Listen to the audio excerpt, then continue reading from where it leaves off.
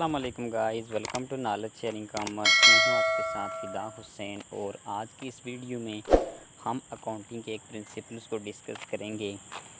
Accounting के बहुत सारे प्रिंसिपल्स हैं, लेकिन आज की इस वीडियो में हम एक प्रिंसिपल्स को डिस्कस करेंगे। तो चलिए हम अपना टाइम स्पाइल करने से पहले हम अपने टॉपिक की तरफ मूव करते हैं।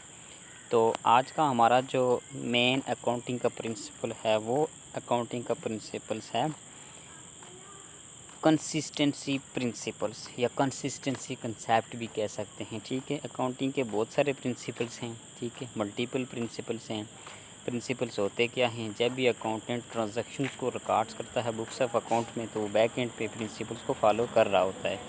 ठीक है, तो आज का जो है ना हमारा मेन टॉपिक है वो है अकाउंटिंग कंसिस्टेंसी कंसेप्ट या अकाउंटिंग कंसिस्टेंसी प्रिंसिपल्स।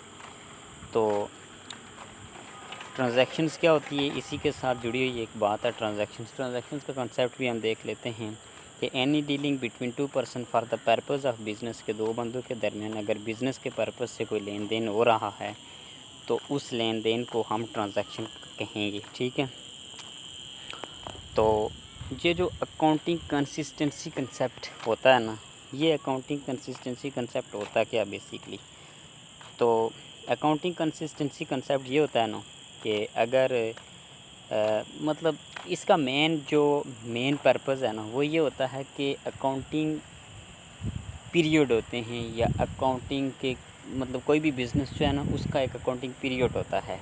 कोई कैलेंडर ईयर को फॉलो कर रहा होता है और कोई फाइनेंशियल ईयर को, कोई कॉरपोरेशन या कोई भी बिज़नेस फॉलो कर रहा होता है। ठीक है, तो ये कंसिस्टेंसी कंसेप्ट ये कह रहा है, ये प्रिंसिपल ये कह रहा है कि अगर 1 जनवरी को अगर आप कोई भी मेथड्स मतलब अगर लाइफ ऑफ फाइफर से आप कर रहे हैं तो आप उसी से दिसंबर तक आप उसी से करेंगे।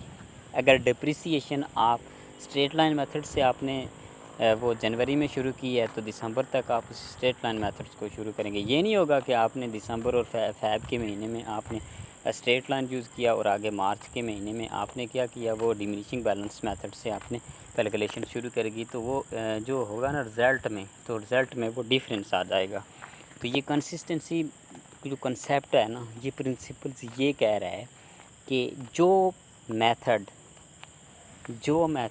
आप शुरू में जिस मेथड से आप इनिशिएट करेंगे एंड तक वही मेथड होगा। ठीक है, तो ये है कि मतलब अगर कोई मेथड्स में अप्स एंड डाउन आ जाए ना, मतलब कोई भी अकाउंटेंट जो है ना वो जनवरी में कोई और मेथड यूज़ करता है, ठीक है, फैब के महीने में वो कोई और यूज़ करता है, तो जो रिज़ल्ट होगा उसमें बहुत सारा गैप आ जाएगा। ठीक है, वो आपस में मैच नहीं होंगे।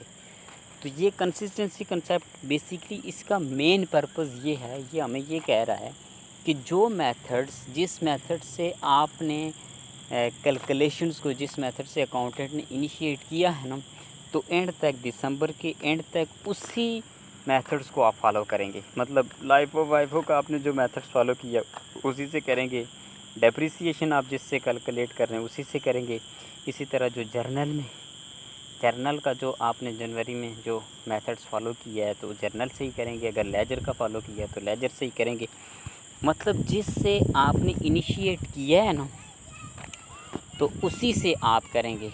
ये नहीं होगा कि एक मंथ में आप किसी और मेथडोलॉजी को आप यूज़ करें और दूसरे में किसी और को, तो वो रिज़ल्ट जो होगा उसमें डिफरेंस आ जाएगा। थैंक्स अ लॉट, अल्लाह हाफिज़। मेरी नेक्स्ट वीडियो देखने के लिए मेरे चैनल को लाइक एंड सब्सक्राइब कीजिएगा। अल्लाह।